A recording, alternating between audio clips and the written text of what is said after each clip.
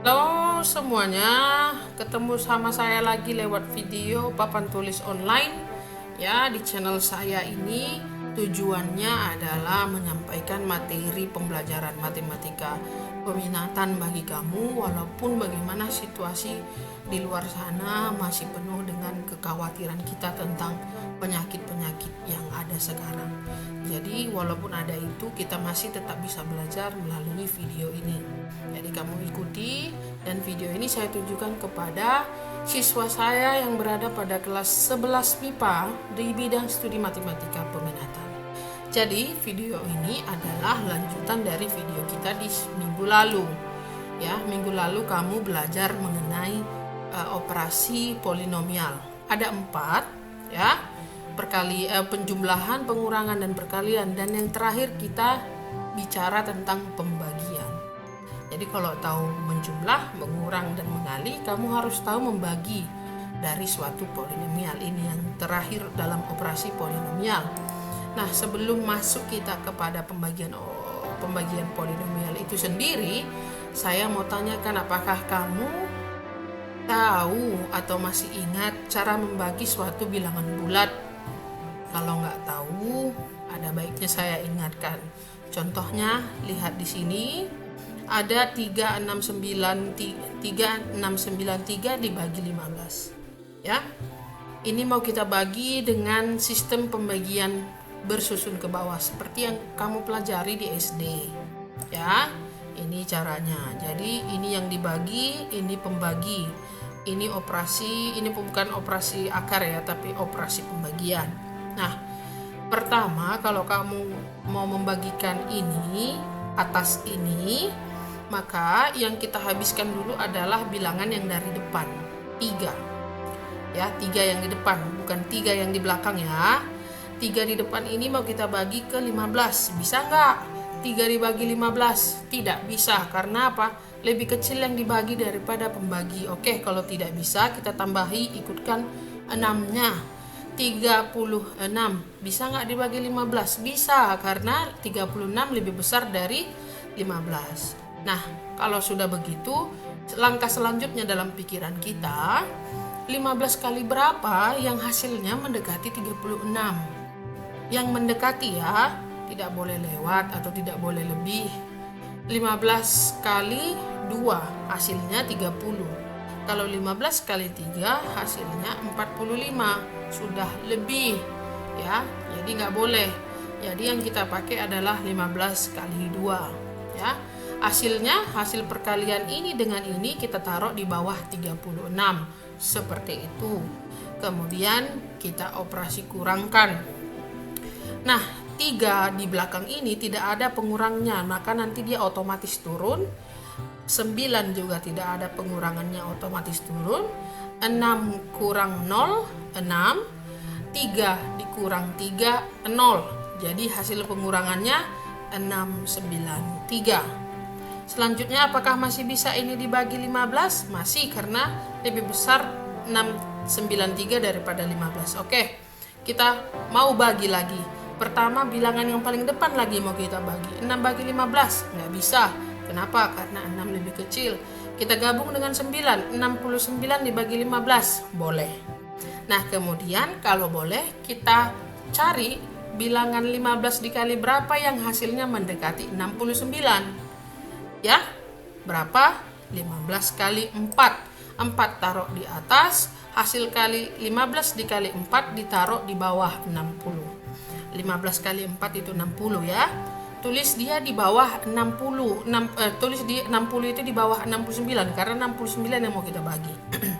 Selanjutnya kita operasi kurang.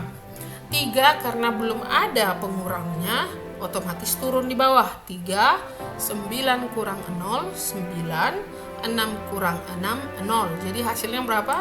93. Apakah masih bisa lagi ini dibagi 15? Masih bisa ya, karena 53 lebih besar dari 15. 15 kali berapa yang hasilnya mendekati 93? Ya, kira-kira 15 dikali 6 hasilnya 90. Ya, 90 kalau sudah pengalinya di atas, hasil pengalinya di bawah. Nah, tidak ada lagi bilangan yang di belakang yang otomatis turun karena sudah semua kena bagi. Sekarang kita kurangkan, hasil kurangnya adalah 3. Oke, 3 ini apakah masih bisa kita bagi dengan 15? Pertanyaannya tidak. Kenapa? Karena ini lebih kecil daripada 15. Ya. Tapi kalau jenis pembagiannya ikut dengan pembagian bilangan desimal, boleh. Tapi ini karena pembagian bilangan bulat, maka ini tidak boleh lagi kita bagi menjadi 15. Paham ya? Jadi kalau mau membagi bilangan bulat itu seperti ini caranya. Ini di SD sudah kamu pelajari. Sekarang kita identifikasi. 2, 6, 4 itu disebut sebagai hasil bagi. Kemudian 15 itu disebut sebagai pembagi. 3, 6, 9, 3 disebut yang dibagi, dan yang terakhir 3 ini disebut sisa. Kenapa saya harus terangkan ini? Karena unsur-unsur ini juga ada nanti di dalam pembagian polinomial. Ada hasil, ada pembagi, ada yang dibagi, dan ada sisa. Jadi konsep itu yang kita pakai dalam pembagian polinomial. Tanpa berlama-lama kita lanjut ya. Dari hasil ini, dari pembilangan-bilangan bulat ini, jadi bisa kita simpulkan pembagian itu menunjukkan bahwa 3693 itu sama dengan 15 dikali 200. Ya, 200-nya dari mana? Ini dari 264. 246. 200-nya dari situ, ya. 200-nya dari situ ditambah 693 ini, ya. Kemudian 693-nya itu datangnya dari 15 dikali 40, dari ini 246. 40-nya datang dari situ, 15 kali 60 ya. Kemudian 93-nya juga bisa kita bilang 15 dikali 6. Kemudian ditambah 3. 6-nya dari mana ya?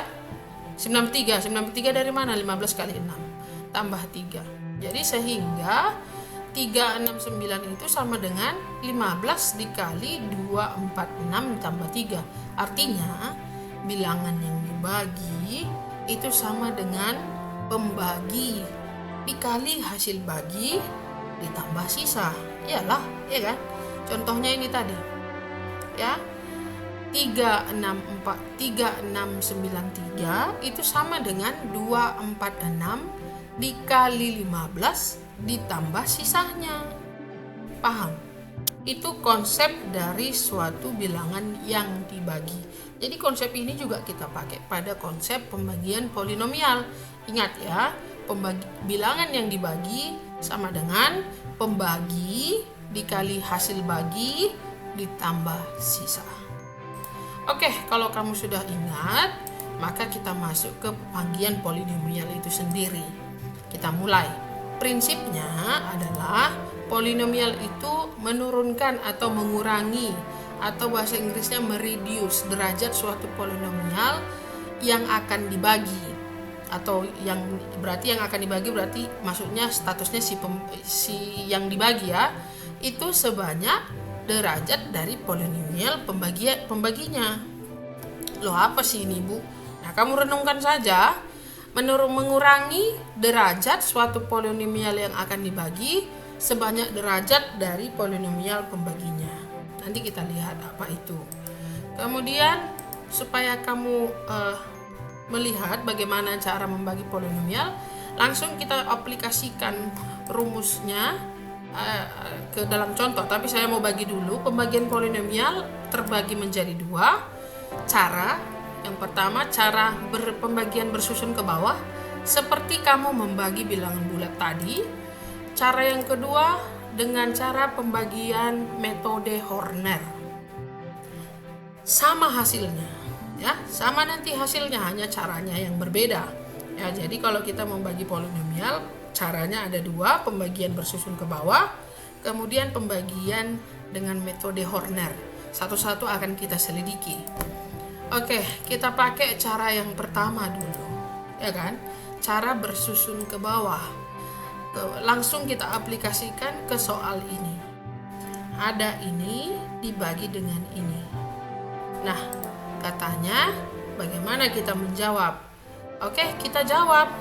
Berarti kalau mau kita bagikan ini, anggap ini sebagai bilangan bulat, mana yang statusnya dibagi? Yang dibagi adalah yang sebelah kiri, dan yang ini adalah pembagi. Ya, pembagi.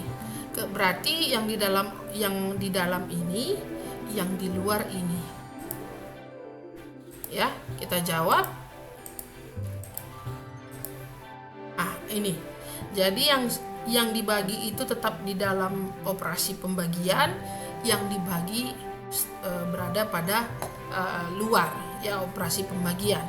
Nah, sama seperti pembagian bilangan bulat tadi, kamu mau membagi ini dulu dari depan baru masuk ke belakang nanti.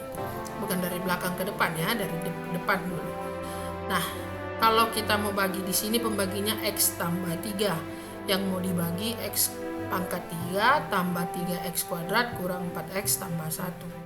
Nah, di dalam pemikiranmu atau di sele-selemu, ya, X tambah 3 dikali berapalah, hasilnya akan menjadi X pangkat 3 ditambah titik-titik. Kenapa X pangkat 3 sasaran kita? Karena yang mau dibagi di sini adalah X pangkat 3. Ya, X pangkat 3. Ya. Jadi kalau di sini X pangkat 4, berarti di sini sasaran kita X pangkat 4 kayak gitu. Nah, sekarang kita pikiri di sini X tambah 3 dikali berapalah supaya ini menghasilkan X pangkat 3. Di sini kan X-nya pangkat 1. Supaya pangkat 3 dia, berarti kita kali dia dengan X pangkat 2 di sini. Karena kalau eksponen dikalikan, pangkatnya dijumlahkan. Ingat ya, minggu lalu. Eksponen dikalikan, ya, kalau eksponen dikalikan, itu sama dengan pangkatnya dijumlahkan. Nah, berarti kita ganti titik-titiknya ini di sini menjadi X pangkat 2. Jadi hasilnya ini bagaimana? Kita kali satu-satu distribusi. X kali X kuadrat, X pangkat 3, betul. 3 kali X kuadrat, hasilnya positif 3X kuadrat. Nah, ini sudah mereduce ini. Dan kebetulan juga mereduce yang ini, ya, sama dengan ini. Nah, oleh karena itu ini kita pindahkan ke sini. Berarti di atas itu X kuadrat, kemudian hasilnya di bawah X pangkat 3 ditambah 3X kuadrat. Ini apa? Hasil kali dari pembagi dengan yang di atas ini. Oke, setelah itu kita kurangkan. Nah, ini ke sini habis 0, ini ke sini 0, ini minus 4X tambah 1, belum ada pengurangnya. Kalau belum ada, jadi otomatis dia turun, kita tuliskan kembali. Minus 4X tambah 1.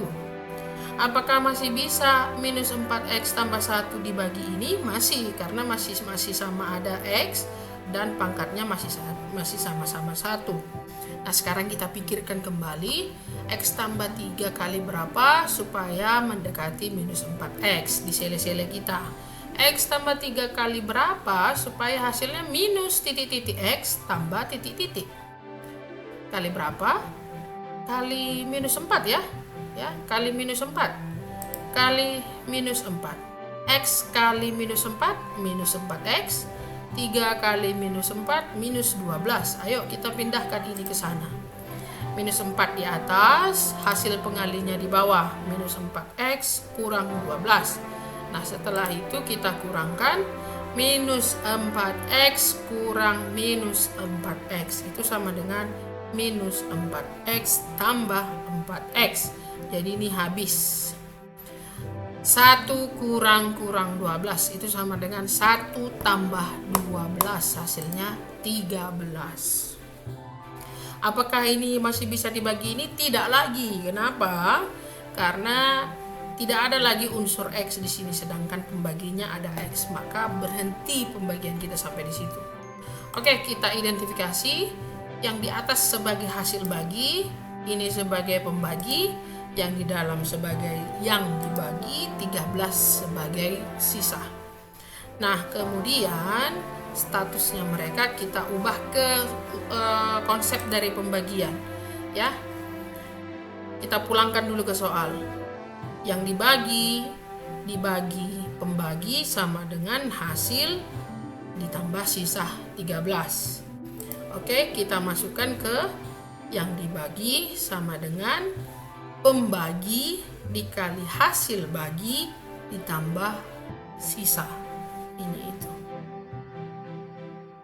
Nah, kalau sudah begini bagaimana? Sudah selesai kamu membagi suatu polinomial. Paham? Inilah cara bersusun ke bawah untuk membagi suatu polinomial. Saya harap kamu mengerti. Kalau sudah mengerti, kita ambil contoh lain. Ya, kita ambil contoh lain. Ini pembagian ini katanya mau kita bagi bersusun ke bawah. Oke, kita letakkan siapa di dalam, siapa di luar. Yang di dalam adalah yang dibagi, yang di luar adalah pembagi. Selanjutnya sele-sele kita pikiri. Yang mau kita habiskan dulu adalah si minus 4x pangkat 3 tambah 2x kuadrat tambah 3 tambah x. Kenapa? Karena pembaginya 3 suku. Jadi kita mainkan langsung 3 suku, ya. Kita ingat atau kita cari pembagi dikali berapa supaya depannya ini 4x pangkat 3. Ini kan 2x pangkat 2. Supaya 4x pangkat 3 berarti dikali 2 ini supaya jadi 4 berarti dikali 2. X ini menjadi x kuadrat menjadi x pangkat 3 berarti dikali x, ya. Berarti pembagi dikali 2x hasilnya ini. 2x kuadrat kali 2x 4x pangkat 3 minus x kali 2x minus 2x pangkat 2. 1 kali 2x sama dengan 1 kali 2x sama dengan positif 2x. Maka di belakang itu positif 2x. Oke, kita masukkan ini. Di atas itu 2x, di bawah hasilnya seperti itu, ya. Pas, ya. Pas, kemudian kita kurangi. Ini habis ya. Ini habis, ya. Karena 4x kurang 4x pangkat 3 habis. 2x kurang 2x itu menjadi 2x kuadrat tambah 2x kuadrat. Hasilnya oke, ini dulu kita turunkan. Kita turunkan minus 1. Kemudian ini, ya. Ini kenapa 4x kuadrat? Karena 2x kuadrat kurang 2x kuadrat hasilnya 4x kuadrat. X kurang 2x hasilnya minus x. Jadi tinggal ini. Kemudian apakah ini masih bisa dibagi menjadi ini? Masih boleh karena pangkatnya ini sama, ya. Oke. Kita pikirin lagi 2x kuadrat kurang x tambah 1 kali berapa supaya di sini lagi-lagi 4x pangkat 2. Ini tinggal 4x pangkat 2 berarti kita kali 2. Tidak lagi ikut x-nya karena variabelnya sudah sama mereka. Jadi kita mau mengubah koefisiennya saja. Oke, kalikan 2x kuadrat kali 2, 4x pangkat 2. Kali ini pas minus 2x, ini kali ini pas positif 2. Kita tambahkan ke sini 2. Positif 2 di atas, ya. Hasil kalinya di bawah. Nah, kemudian kita kurang. Setelah kita kurang, habis ini, ya kan, habis dia 4x kuadrat kurang 4x kuadrat habis. Minus x kurang 2x itu sama dengan minus x tambah 2x, ya. Minus x tambah 2x itu hasilnya x. Di bawah minus 1 kurang 2 itu sama dengan minus 3. Nah, apakah ini bisa lagi dibagi ke sini? Saya rasa tidak. Kenapa? Karena pangkatnya ini lebih besar daripada ini. Nah, pembagian bersusun ke bawah kita berhenti sampai di situ. Kemudian itu yang dibagi, ini pembagi, ini hasil bagi, dan itu sisa. Kita masukkan ke dalam format konsep pembagian, ya. Hasilnya yang dibagi sama dengan pembagi dikali hasil bagi ditambah sisa. Sampai di sini jelas? Nah, kamu lihat di sini, lihat, ya. Lihat perbandingan derajat antara yang dibagi dengan hasil baginya, ya. Lihat perbandingan derajat. Ini yang dibagi, ya. Ini yang dibagi. Ini pembaginya. Ini hasil baginya. Bagaimana derajat mereka? Ya, sesuai dengan saya bilang tadi, pembagian esensinya atau prinsipnya adalah mengurangi derajat yang dibagi sebanyak pembagi. Ini yang dibagi derajatnya 3 paling tinggi. Ini pembagi derajatnya 2. Ini hasil bagi derajatnya 1. Ya. Yang dibagi 3, pembaginya 2, hasilnya 1. 3 kurang 2 berapa? 1 kan? Jadi benar kan prinsip pembagian itu mengurangi derajat yang dibagi sebanyak derajat pembagi. Dalam hal ini 2, di sini 3, di sini 2. Itulah hasil bagi. Lihat hasil bagi di sini, derajatnya tinggal 1. Jadi paham ya? Jadi pembagian polinomial esensinya adalah mengurangi derajat yang dibagi sebanyak derajat yang pembagi. Jadi hasil bagi itu nggak mungkin derajatnya sama dengan yang dibagi, ya. Hasil bagi ini nggak mungkin derajatnya sama dengan yang dibagi, ya. Selisih derajat mereka adalah ini derajatnya 3, di sini derajatnya 2, kurangi 3 kurang 2, derajatnya 1. Itu maksud saya. Nah, kalau kamu nggak paham, ulangi video saya supaya kamu lebih paham ya. Tapi kita mau lanjut ke metode Horner. Ya, metode Horner adalah jika ada suatu polinomial dibagi dengan bentuk polinomial lainnya, maka kita pakai bagan yang seperti ini. Ada huruf L panjang, kemudian di sini tanda tambah. Kemudian kita letakkan semua koefisien yang dibagi dengan koefisien konstanta yang pembagi. Jadi K itu adalah berasalkan dari, kita dapat nanti dari persamaan polinomial pembagi, tapi tempatnya di luar L. Kemudian ini semua A, B, C, D adalah koefisien dan konstanta dari yang dibagi. Letakkan di dalam tapi bagian atas. Kemudian caranya untuk koefisien pertama atau koefisien pangkat terbesar dari yang dibagi, kita turunkan langsung A ke bawah garis ya. Nah, selanjutnya A ini kita kali dengan K. A kita kali dengan K, hasilnya kita letakkan di bawah B. Nah, itu dia. Ya. A kita kali dengan K, hasilnya kita taruh di bawah B. Kemudian kita jumlah B ditambah A kali K. Ini operasi jumlah. Hasilnya AK tambah B. Selanjutnya untuk C, kita kali AK tambah B dikali K lagi. Kita taruh di bawah C. Hasilnya AK kuadrat tambah BK. Kemudian kita jumlah ini dengan C. Hasilnya di bawah. Sehingga seperti ini, iya kan? AK kuadrat tambah BK kuadrat tambah BK tambah C. Selanjutnya untuk yang D, ini kita kali lagi dengan bilangan yang di luar ini. Hasilnya itu ya. Pas hasilnya. Kemudian untuk yang di bawahnya kita jumlah menjadi ini. Ini sudah ditambah D. Nah, inilah cara metode Horner. Jadi yang kita otak-atik adalah koefisien dan bilangan tertentu dari suatu polinomial pembagi. Kemudian ini yang di bawah ini adalah koefisien hasil bagi nanti. Dan yang ini adalah sisa. Bu, apa sih ini? Kami nggak mengerti ini. Oke, dalam soal dia tidak akan serumit ini. Kalau supaya kamu mengerti, kita langsung bawa ke dalam soal ya. Oke, kita langsung bawa ke dalam soal. Contoh yang sama dengan cara yang berbeda. Oke, dari pembagi dulu. Dari pembagi yang dibagi X pangkat 3 tambah 3X kuadrat kurang 4X tambah 1. Ini kita cocokkan dengan persamaan yang dibagi dari metode Horner.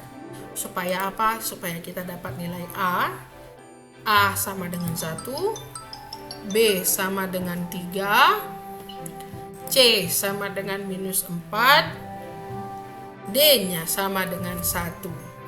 Ya, jadi kita sudah dapat semua koefisien dari polinomial yang dibagi, A, B, C, D, E, ya, ikut konstantanya. Kemudian dari polinomial pembagi, ya, kita cari K-nya, ya. Polinomial pembagi kita kasih dulu sama dengan 0, ya. Ini kan yang dibagi, pembagi. X tambah 3 sama dengan 0, kita bikin dulu sama dengan 0. Kemudian dari situ kita dapat X sama dengan minus 3. Dari mana? Pindah 3-nya ini ke minus 3, ke seberang, jadi minus 3. Sehingga kita sudah dapat, ya, X sama dengan K, yaitu bilangan yang di luar L tadi, sama dengan K sama dengan minus 3. Jadi kita sudah dapat A, B, C, D, dan sudah dapat si K. Dari ini, ya, A, B, C, D adalah koefisien dan konstanta dari polinomial yang dibagi, sedangkan K adalah bilangan yang kita dapat dari pembagi, ya. Caranya pembaginya kita sama dengan nolkan dulu, kemudian ada yang pindah sehingga kita dapat nilai K-nya sama dengan minus 3. Setelah itu kita bawa dia ke dalam rumus.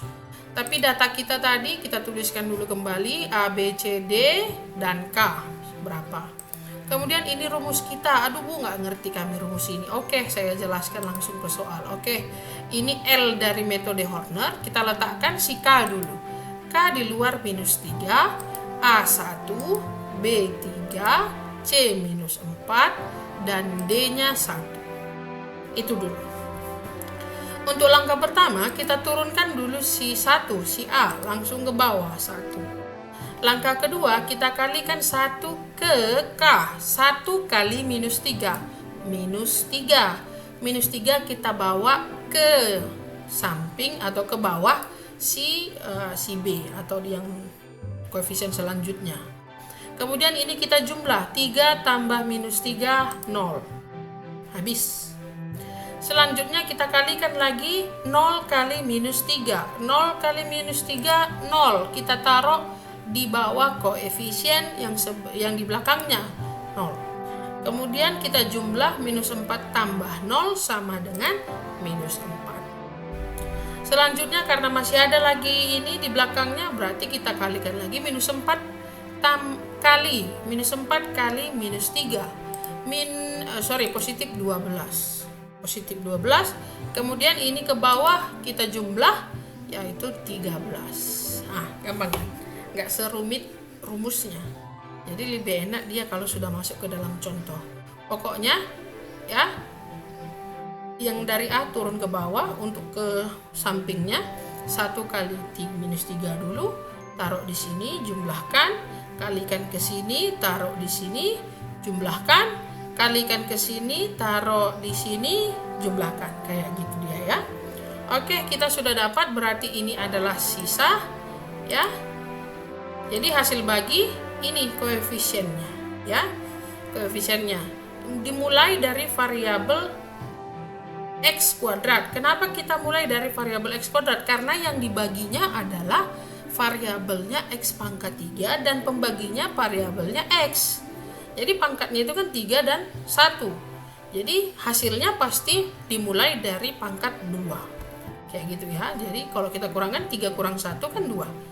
Nah, 1x kuadrat tambah 0x tambah kurang 4. Sini konstantanya. Kemudian kita 0 ini kita sederhanakan lagi, jadi hasilnya x kuadrat kurang 4. Itu hasilnya, dan sisanya adalah 13. Kemudian kita taruh ke sini, ya, ke prinsip pembagian, dan ini kan sama, kan? Sama hasilnya, ya. Sama hasilnya, ya. Itu yang saya bilang tadi. Ya, hasil bagi itu pangkatnya ya, itu pangkatnya didapat dari pengurangan yang dibagi dikurang pembagi. Paham sampai di sini? Kalau tidak paham, kita lanjut ke contoh berikutnya. Metode Horner ini ya, ini pembaginya. Kemudian dari yang dibagi kita cari semua koefisiennya dan konstantanya. Itu A, ini B, ini C, ini D, ini E, ini F. Bu, ini kok sampai F? Ya nggak apa-apa, tergantung berapa banyak suku dari yang dibagi. Nggak harus mesti sampai D ya, boleh sampai F, boleh sampai G ya. Kemudian yang dibagi, pembagi, kita cari K. Dari sini kita bikin dulu sama dengan 0, kemudian kita pindahkan satunya menjadi positif. Selanjutnya kita dapat X sama dengan setengah. Dari situ ini adalah rumus si pembagi, sehingga kita dapat K-nya setengah. Jadi sudah ada A, B, C, D, E, F. Angka dari A, B, C, D, E, F sudah dapat kita angka si K, sudah bisa kita buat ke dalam metode Horner. Ini data kita, ini rumus kita, tapi sulit kita pahami ini. Nah, kalau sulit ikuti K itu di luar, A itu 4, B itu 0, C itu 3, D minus 6, E minus 5, F 1. Otomatis 4 turun ke bawah. Untuk menghasilkan bilangan yang di samping kanan atasnya, dikalikan dulu. 4 kali setengah itu 2, turun ke bawah jumlahkan 2, kalikan 2 kali setengah 1, jumlahkan 4, kalikan 4 kali setengah 2, ya kan? Jumlahkan minus 4, minus 4 kalikan dengan setengah minus 2, jumlahkan minus 7, dikalikan ke K, hasilnya negatif 7/2, dijumlahkan hasilnya minus 5/2. Ya, ini penjumlahannya ini pakai penyamaan penyebut ya, disele-sele kamu bikin, hasilnya seperti itu. Nah, ini ini semua adalah koefisien hasil bagi, ini sama dengan sisa. Maaf. Selanjutnya hasil bagi kita dapat ini. Kenapa dimulai dari pangkat 4? Karena yang dibagi dimulai dari pangkat 5. Sementara pembagi dimulai dari pangkat 1. Berarti sisanya selisihnya 5 kurang 1 4. Berarti hasil baginya dimulai dari X pangkat 4. 4X pangkat 4, berarti ini di bawahnya 2X pangkat 3 tambah bla bla bla sampai dia konstantanya minus 7. Sisanya adalah minus 5/2. Kemudian kita taruh dia ke dalam bentuk prinsip pembagian ini. Ini yang dibagi, ini pembagi, ini hasil bagi, ini pembagi, ini di aturannya ini ditambah sisa ya, tapi sisanya minus ya jadi kurang. Ya, sampai di sini kamu paham? Kalau nggak paham di rewind ya. Itu gunanya saya bikin di video. Jadi kamu bisa buat kamu bisa ulangi. Jadi saya nggak capek, tapi kamu bisa mengulangi konsep yang saya sudah sebutkan sebelumnya. Itu keuntungan saya buat video. Kalau tidak paham, kalau paham kita lanjut. Ya, kalau paham kita lanjut. Tugasmu ya, kamu membuat contoh ini ke dalam bentuk pembagian bersusun. Tadi saya sudah mulai dengan pembagian bentuk Horner untuk soal ini. Jadi kamu buat jawabanmu dengan cara pembagian bersusun, tulis di buku catatanmu sebagai tugas dari video ini. Ya, seperti biasa video ini apa yang saya sampaikan juga kamu catat ya, sebagai tugasmu sehari-hari. Mudah-mudahan apa yang saya sampaikan kamu mengerti deh ya. Sekali lagi, video ini saya tujukan supaya bisa kamu ulangi materi yang saya sebutkan, sehingga kamu bisa mengerti kapan saja, di mana saja, kamu bisa tetap belajar dari saya. Demikian pelajaran kita untuk minggu ini bersama saya di program Papan Tulis Online. Jangan lupa like kalau membantu ya, dan kita sampai jumpa di kelas offline untuk melihat catatanmu dan tugasmu. Oke ya, Hobu, bye bye.